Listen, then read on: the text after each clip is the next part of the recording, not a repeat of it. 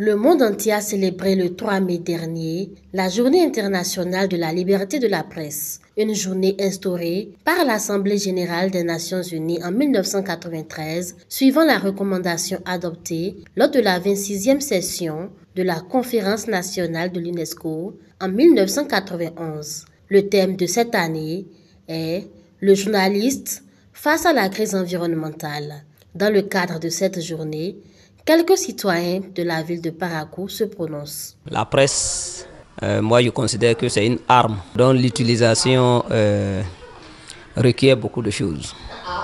Parce qu'il faut beaucoup réfléchir avant de sortir une expression. Très souvent, et je m'adresse directement surtout aux politiciens parce qu'aujourd'hui vous êtes de tel bord politique, vous avez une version donnée des faits et demain vous changez de veste et à ce niveau il y a des questions qui rattrapent. C'est pour cela, parlant de la presse, il faut rebier beaucoup de fois la langue avant de sortir ce qu'on a envie de sortir. Voilà. La presse reste un pouvoir important à considérer de par le travail que cet organe-là déjà mène sur le terrain pour informer et éduquer la population dans son ensemble. Cette journée vient une fois encore rappeler aux professionnels des médias le rôle important qu'ils ont à jouer dans la société en ce qui concerne la diffusion d'informations. Il faut vraiment réfléchir à ce qu'on fait parce que c'est une arme.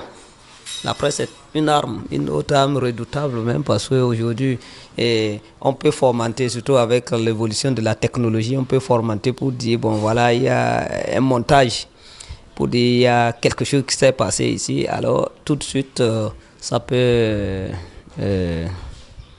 tourmenter tout le monde, ça peut même amener des conflits avant de se rendre compte que c'est une fausse information.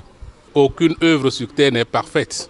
La multitude est une raison fondamentale donc de la désinformation, surtout que ceux qui utilisent comment on appelle, les téléphones aujourd'hui et publient les informations à tort et à travers. Mais nous, on ne considère pas ceux-là comme étant organes de presse.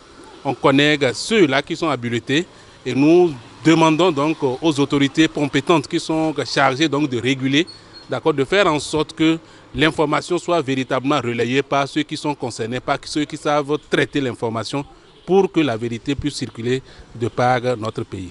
N'est pas journaliste celui qui veut, mais celui qui peut et qui a reçu une formation dans ce domaine. Et depuis longtemps, ce quatrième pouvoir donc, de l'État a été relégué au second rang, alors que l'information est capitale dans la vie, surtout quand on a la vraie information, la bonne information, elle est capitale.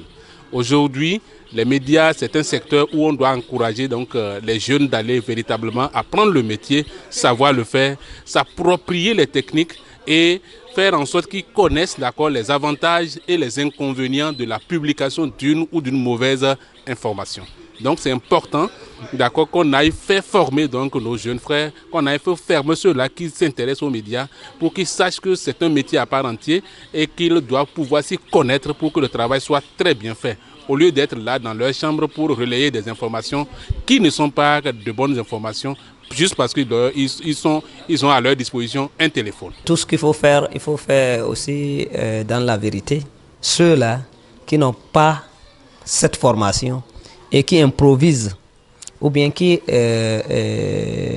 s'investissent dans ce métier-là, mais qui n'ont pas été formés pour ça tout de suite, et c'est eux qui sont plus nombreux aujourd'hui, et c'est eux qui perturbent la population.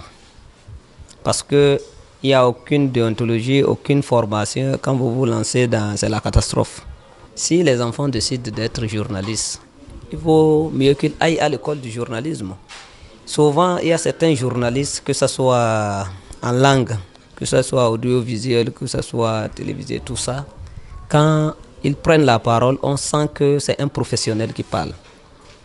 Et je crois qu'au niveau du monde des journalistes, cette formation-là, il le faut. la vraie information. Les professionnels des médias sont donc invités à jouer avec charisme la lourde tâche qui leur est confiée, car, dit-on, la presse est le quatrième pouvoir.